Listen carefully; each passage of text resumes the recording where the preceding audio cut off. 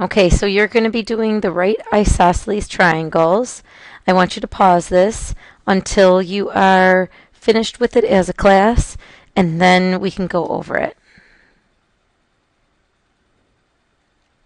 So when you're looking at this triangle, you want to examine the distance column. Let's look at all these distances. Notice I could have reduced radical 20, I could have reduced radical 40, and I could have reduced this radical 20. I believe radical 20 is the same thing as 2 radical 5, and radical 40 is the same thing as 2 radical 10. But it doesn't particularly matter because all I'm looking for is that 2 match up, that these two are congruent to each other. And I can even put a little tick mark on AB, and I could put a little tick mark on AC showing those two sides are congruent. Notice over here I've got, for an isosceles triangle, 2 sides have the same distance.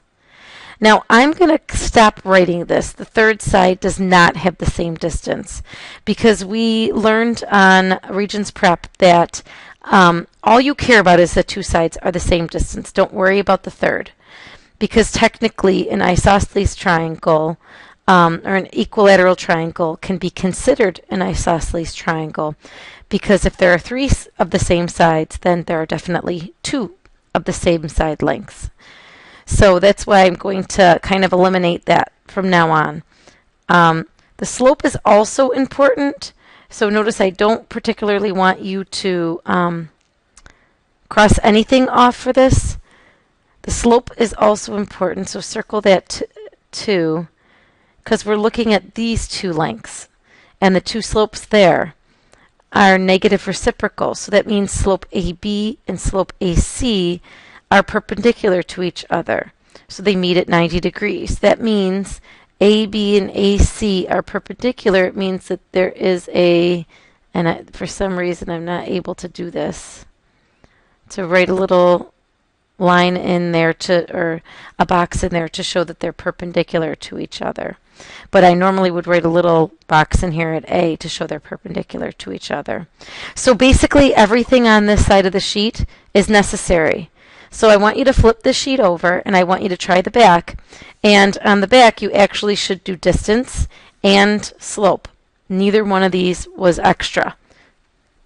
And then unpause. So what you'll notice is I think I corrected it so everyone should have a -7, here on the original paper. And when you make a chart, you don't actually have to do midpoint, but slope and distance are necessary. If the 2 sides of the triangle are equal or are congruent, then it's isosceles. If it contains 1 right angle, then it's a right isosceles triangle. So we're looking for the distance to prove 2 sides are equal length, and slope. Very funny. I believe I spelled that backwards. Can't change it though. Yeah. Why would I want to change it? To see if they are perpendicular. So then also you want to look at negative reciprocals to connect the slopes to be perpendicular. So when you do this, and I kind of did this rushed, so I should really have the Pythagorean theorem here and rise over run here to show those are my 2 formulas. For the distance, I get I get plain old 5, and I don't need to do that anymore. I don't really particularly need to do the third side. I only want to prove that the 2 sides are equal length. So if you wanted to cut a corner, you actually don't need to have that.